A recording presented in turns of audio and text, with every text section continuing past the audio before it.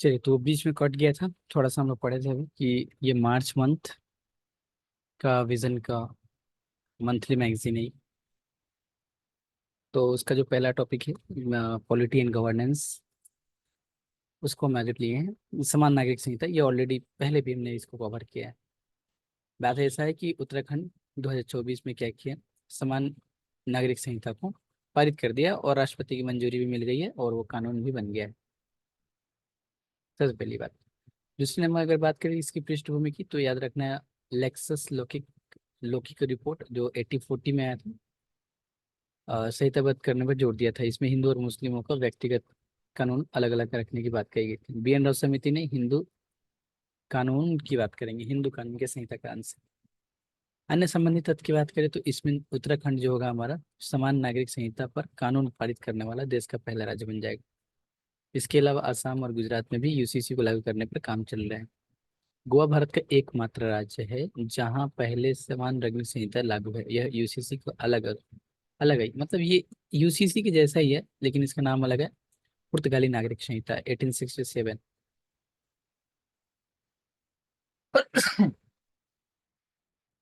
अगर हम बात करें तो यूसीसी जो उत्तराखंड में लागू होने हुए हैं उसके प्रमुख बिंदु की अगर बात करें तो संविधान का भाग 21 के तहत संरक्षित को छोड़ के बाकी राज्य के सभी क्षेत्र के निवासियों पर ये लागू होगा। सबसे पहले नंबर बात ये याद रखना है, 21 को छोड़ के संरक्षित क्षेत्र जो है।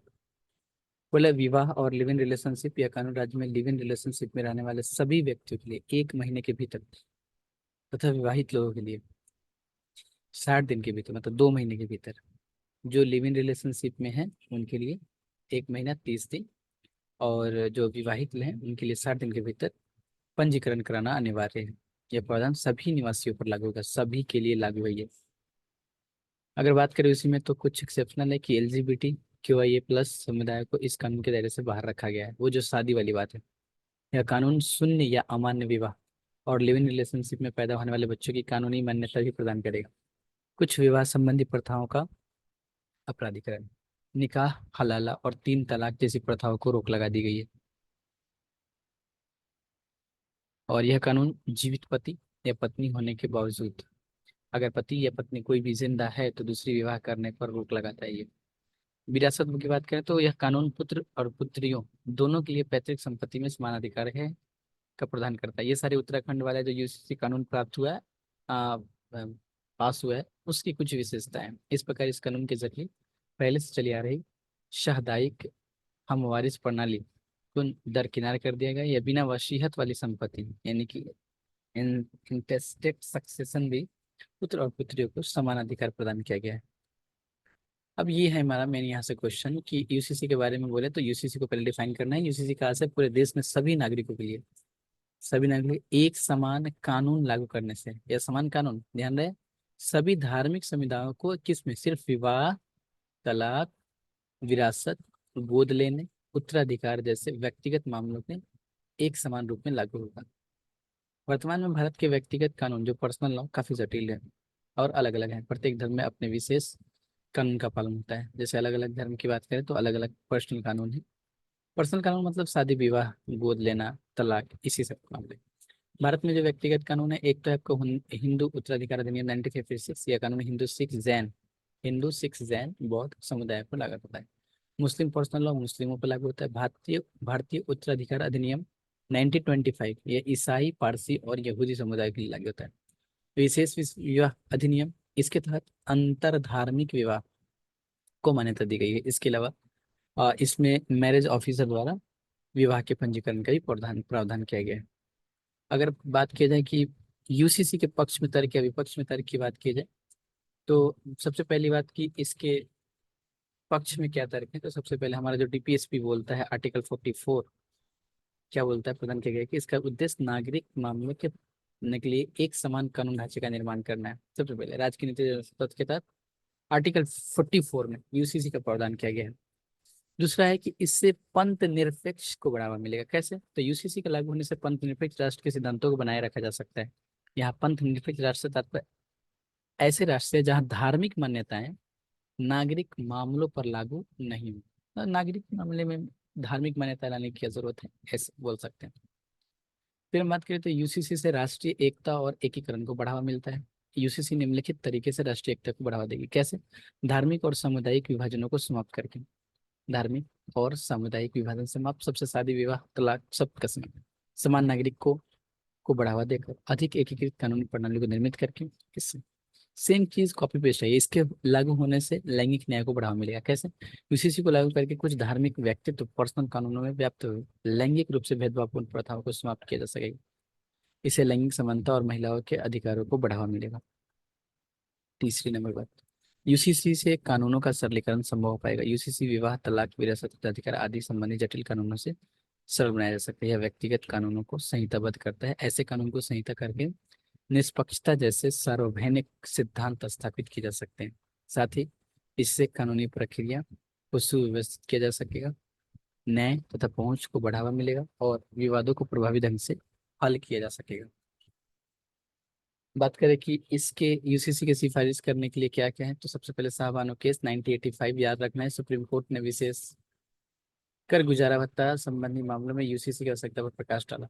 और सरला मुद्दल केस 1995 की बात करें तो सुप्रीम कोर्ट ने यूसीसी के माध्यम से सभी धर्मों में लैंगिक समानता स्थापित करने के लिए संसद के कानून पारित करने की सिफारिश की।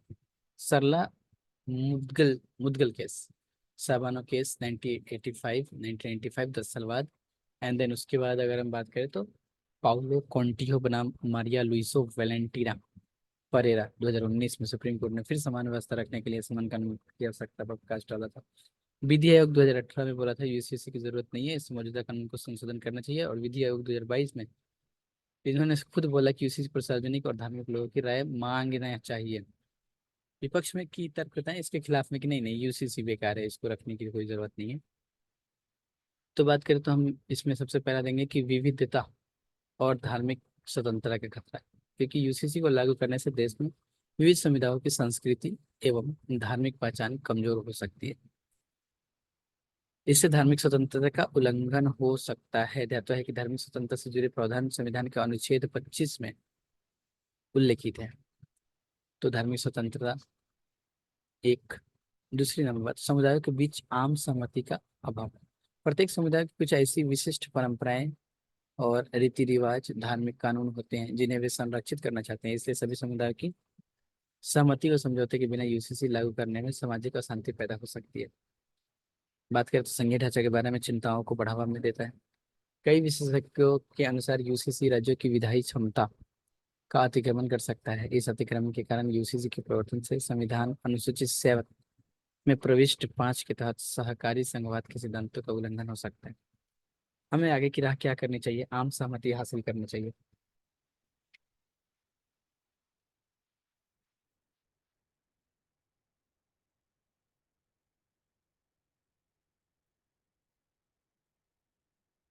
क्या करना चाहिए? हमें आम सहमति हासिल करनी चाहिए। सरकार के लोगों को समर्थन हासिल करने के लिए उनकी चिंताओं को दूर करने के लिए यूसीसी के संदर्भ में धार्मिक नेताओं और सामुदायिक प्रतिनिधित्व सहित सभी हितधारकों के साथ तर्कपूर्ण वार्ता करनी चाहिए भारत सरकार को।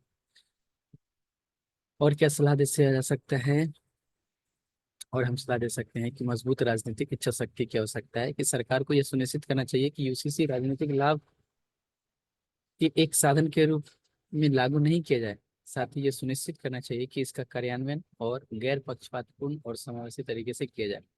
जागरूकता पर का प्रकाश, यह अत्यधिक है कि आम जनता यूसीसी के प्रवर्तन हेतु दिए गए तर्कों और उससे मिलने वाले लाभों को समझे। इसके लिए जरूरी है कि सरकार, नागरिक समाज और मीडिया मिलकर इस दिशा में प्रयास करें। चरणबद्ध दृष्टिकोण से अपनाना, सभी के लिए निष्पक्षता सुनिश्चित करते हुए यूसीसी को न्याय, क्षमता और गैर भेदभाव के सिद्धांतों के साथ संरेखन करना चाहिए। इसके लिए मौजूदा व्यक्तिगत कानूनों की समीक्षा करना आवश्यक है। तो ये टॉपिक मेरा कंप्लीट हुआ। यूसीसी ये ऑलरेडी पहले आ चुका है। बात करें अगर नागरिकता संशोधन अधिनियम 2024, सिटीजन अमेंडमेंट रूल्स 2024, ये क्या है? गृह मंत्रालय ने नागरिक अधिनियम 2009 में संशोधन किया है। नागरिक संशोधन अधिनियम 2024 को अधिसूचित किया है। ऐसा नागरिक संशोधन अधिनियम CAA 2019 को लागू करने के उद्देश्य से किया गया है। CAA लागू करने से इसके बारे में भी डिटेल हम लोग पढ़ते हैं। भारतीय संविधान के अनुच्छेद 11 में संसद का यह अधिकार दिया गया है कि वह नागरिकता देने एवं उसे समाप्त करने तथा नागरिकता से संबंधित अन्य सभी मामलों के लिए कोई भी प्रावधान कर सकता है। ये पृष्ठभूमि क्या है इसकी देखा जाएगा तो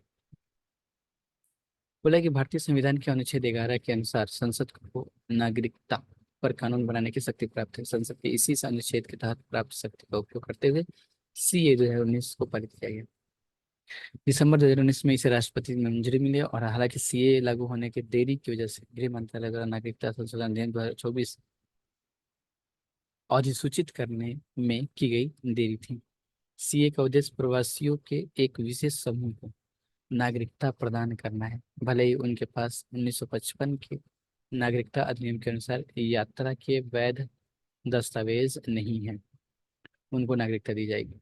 CA के बारे में जानने से पहले हम देखें, अगर OCI को रद्द करने का 5,000 धोखाधड़ी के जरिए पंजीकरण करवाना, संविधान के प्रति निष्ठा न रखना, शत्रु के साथ संपर्क रखना, यदि भारत की संप्रभुता, राष्ट्र की सुरक्षा और लोकहित को बनाए रखने के लिए ऐसा करना आवश्यक हो, या यदि पंजीकरण के 5 साल के भीतर प्रवासी भारतीय नागरिकों को 2 साल या उससे अधिक के कारावास की सजा सुनाई गई हो। अगर हम बात करें कि नागरिक संशोधन अधिनियम 2019 के बारे में, तो इस संशोधन नियम के में यह प्रावधान किया गया है कि जो अवैध प्रवासी निम्नलिखित 4 शर्तों को पूरा करते हैं उन्हें अधिनियम के तहत अवैध प्रवासी नहीं माना जाएगा। नंबर 1, वे हिंदू हो, सिख हो, बौद्ध हो, जैन हो, पारसी हो, ईसाई हो। अगर ये 4 धर्म से हैं, 4 धर्म से इन द सेंस की हिंदू सिख हिंदू सिख, बौद्ध, जैन, पारसी, ईसाई धर्म से होंगे, वे अफगानिस्तान, पाकिस्तान, बांग्लादेश से आए हों। कौन से देश से? पाकिस्तान, बांग्लादेश और अफगानिस्तान। उन्होंने 31 दिसंबर 2014 को या उससे पहले भारत में प्रवेश किया हो तथा 31 दिसंबर 2014 से भारत में पहले प्रवेश किया हो तथा वे संविधान की 6ठी अनुसूची में शामिल असम, मेघालय, मिजोरम और त्रिपुरा के कुछ आदिवासी क्षेत्रों में inner line permit Arunachal Pradesh, Mizoram के तहत आने वाले क्षेत्र में नहीं आते हो, तो इन लोगों को नागरिकता दी जा सकती है। पहला क्या कंडीशन है? सबसे पहले कि वो हिंदू, सिख, बौद्ध, जैन, पारसी और ईसाई धर्म से होनी चाहिए। ठीक है। ये दूसरी कंडीशन है कि ये पाकिस्तान और अफगानिस्तान और बांग्लादेश से आए हैं। तीसरी कंडीशन है कि 31 दिसंबर 2014 से पहले या उससे पहले भारत में प्रवेश किए हों। छठी अनुसूची में साथ में है, छठी अनुसूची में जैसे मेघालय, असम और मिजोरम, त्रिपुरा। असम, मेघालय, मिजोरम, त्रिपुरा के कुछ आदिवासी क्षेत्र या इनर लाइन परमिट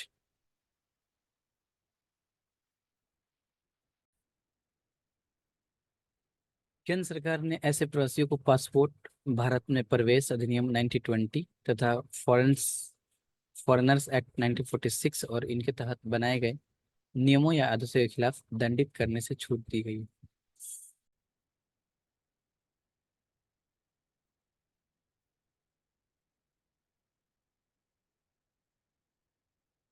केंद्र सरकार ने ऐसे प्रवासी को पासपोर्ट, भारत में प्रवेश अधिनियम 1920 तथा फॉरेन एक्ट 1946 और इसके तहत बनाए गए नियमों या आदेशों के खिलाफ दंडित करने से छूट गई है।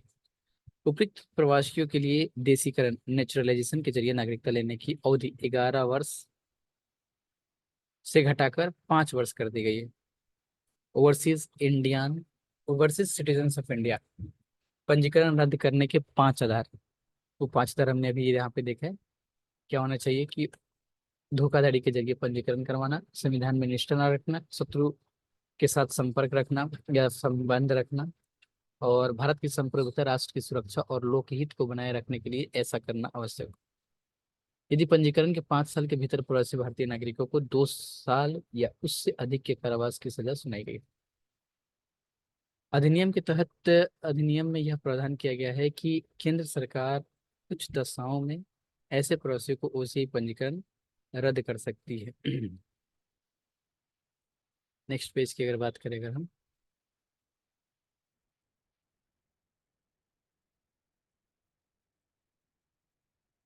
नागरिक संशोधन नियम 2024 के मुख्य बिंदु।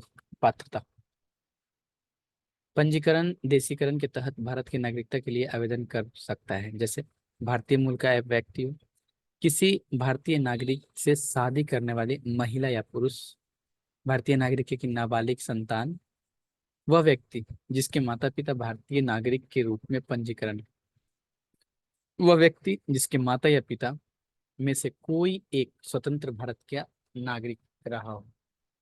ओसीआई कार्ड धारक के रूप में पंजीकरण व्यक्ति। देशीकरण द्वारा नागरिकता के लिए अन्य पात्रता। नागरिकता के लिए आवेदन करने वाले व्यक्ति को आवेदन में दिए गए विवरण की सत्यता को प्रमाणित करने वाले शपथ पत्र दाखिल करना होगा।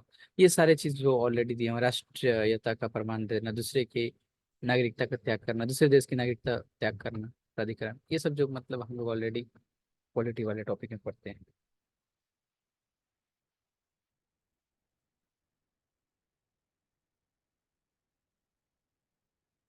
सीए 2019 से और संबंधित नियमों की आवश्यकता क्यों है? मानवाधिकार संबंधी पद, यह नियम उत्पीड़न व्यक्तियों की को राहत प्रदान करने के लिए है। जीवन की स्वतंत्रता और उनके अधिकारों को सुरक्षा करके मानवाधिकार की स्वतंत्रता को बरकरार रखता है। नंबर एक, राष्ट्रीय सुरक्षा को मजबूत बनाता है ये। इस अधिनियम का उद्देश्य अवैध प्रवासियों और उत्पीड़ित अल्पसंख्यकों के बीच अंतर स्पष्ट करना है। अवैध प्रवासी और उत्पीड़न अल्पसंख्यक के बीच विभाजन के समय से पीड़ित लोगों की राहत प्रदान करना। ज्ञातव्य है कि पाकिस्तान, अफगानिस्तान और बांग्लादेश से के संविधान राष्ट्र विशिष्ट धर्म का प्रावधान करते हैं। इसके परिणाम स्वरूप हिंदू, सिख, बौद्ध, जैन, पारसी, ईसाई समुदाय कई लोग इन देशों में धर्म के आधार पर उत्पीड़न का सामना करना पड़ रहा है। उठाई गई चिंता चिंता यह है कि देशों का वर्गीकरण अन्य पड़ोसी देशों जैसे श्रीलंका बौद्ध धर्म और राजकीय धर्म।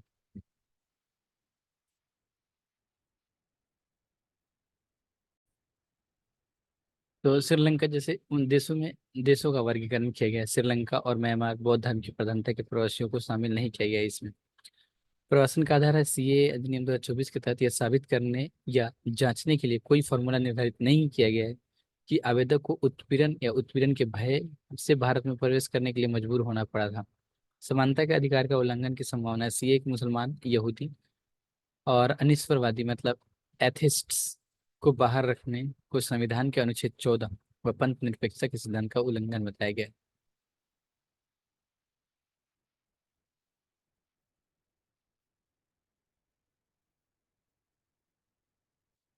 बोले तो यहाँ पे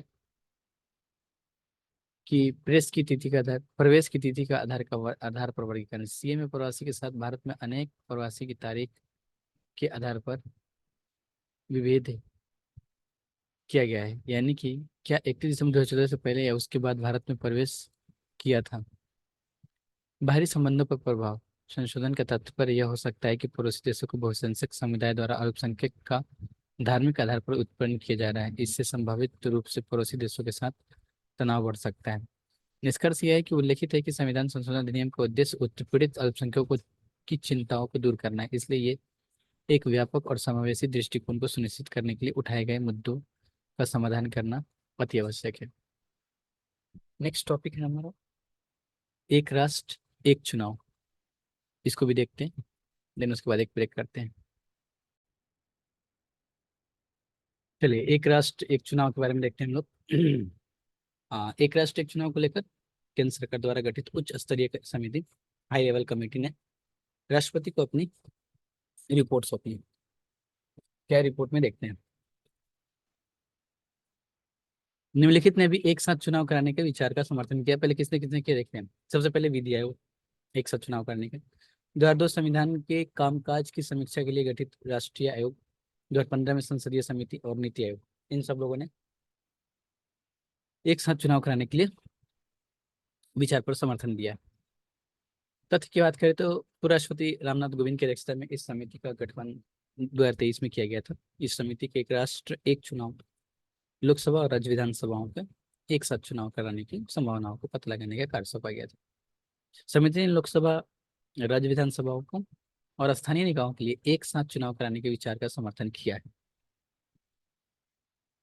समिति ने इस बात की समर्थन किया है कि हाँ एक साथ एक चुनाव होने चाहिए। वो एक साथ एक चुनाव के बारे में अगर थोड़ा हम पढ़े तो क्या है, एक साथ यह लोकसभा और राज्य विधानसभाओं और स्थानीय निकायों यानी नगर पालिकाओं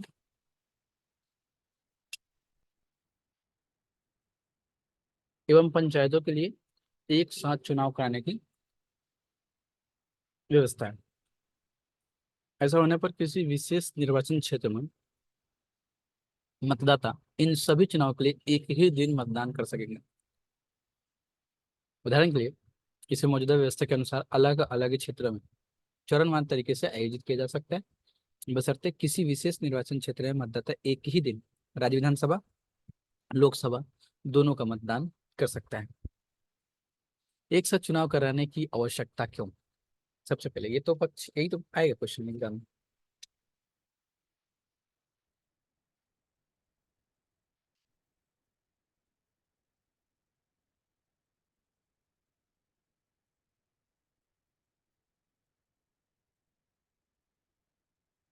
आर्थिक लाभ होंगे। कैसे? एक साथ चुनाव कराने से लोकसभा राज्य विधानसभा स्थानीय निकायों के अलग अलग चुनाव जो बार बार खर्च करना पड़ता है उसे बचा जा सकेगा। इससे सरकारी खजाने पर पड़ने वाला वित्तीय बोझ भी कम हो सकेगा। सरकार के सभी तीन स्तरों पर एक साथ चुनाव कराने से आपूर्ति श्रृंखला और उत्पादन चक्र आने वाली रुकावटों से बचा जा सकता है। ऐसा इसलिए क्योंकि प्रवासी श्रमिकों को मतदान के अधिकार का प्रयोग करने के लिए बार बार छुट्टी मांगने का आवश्यकता नहीं पड़ेगी। बार बार आचार संहिता आदर्श संहिता बोल सकते हैं मॉडल कोड ऑफ कंडक्ट लागू करने से चुनाव वाले राज्य या राज्यों में केंद्र और राज्य सरकारों के सभी तरह के विकास कार्यक्रम एवं गतिविधियां रुक जाती है।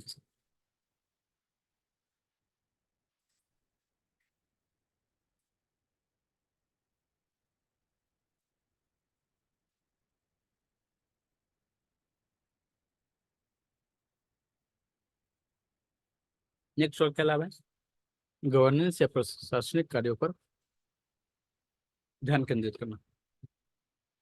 एक साथ चुनाव कराने से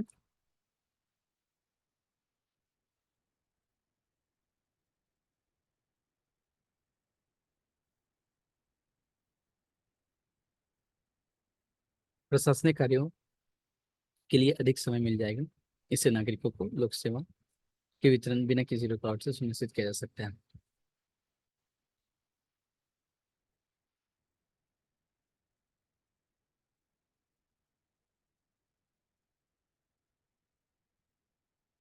मतदाता भागीदारी बार बार चुनाव होने के कारण मतदाताओं को थकावट का अनुभव होता है।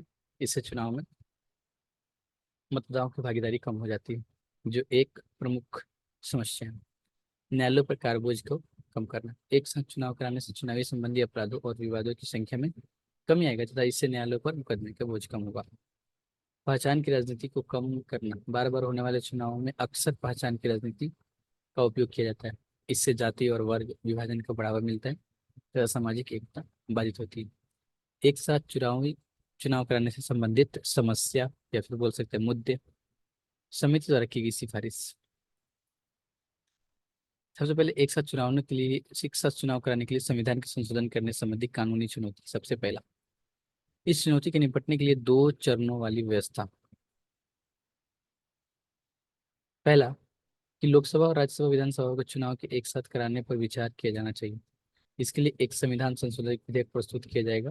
इस विधेयक के जरिए संविधान के आर्टिकल 83 संसद के सदनों की अवधि और 172 जो राज्य विधानमंडल की अवधि में संशोधन किया जाएगा। इसके अलावा संविधान के अनुच्छेद 82A भी जोड़ा जाएगा।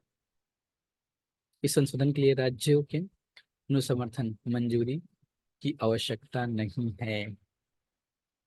संशोधन के लिए दूसरे चरण में नगर पालिकाओं और पंचायत चुनाव भी लोकसभा और राज्य विधानसभाओं के चुनावों के 100 दिनों के भीतर कराने का विचार किया जा सकता है। इस उद्देश्य के लिए एक और संविधान संशोधन विधेयक प्रस्तुत किया जाएगा। उपयुक्त व्यवस्था के लिए संविधान में अनुच्छेद 324 को शामिल करना होगा। हालांकि इसके लिए राज्यों के अनुसमर्थन की आवश्यकता होगी। 324A नगर पालिकाओं और पंचायतों के चुनाव को एक साथ कराने से संबंधित संविधान अनुच्छेद 325। अच्छा, इसको बाद में करेंगे, बहुत लंबा चौड़ा आर्टिकल है ये।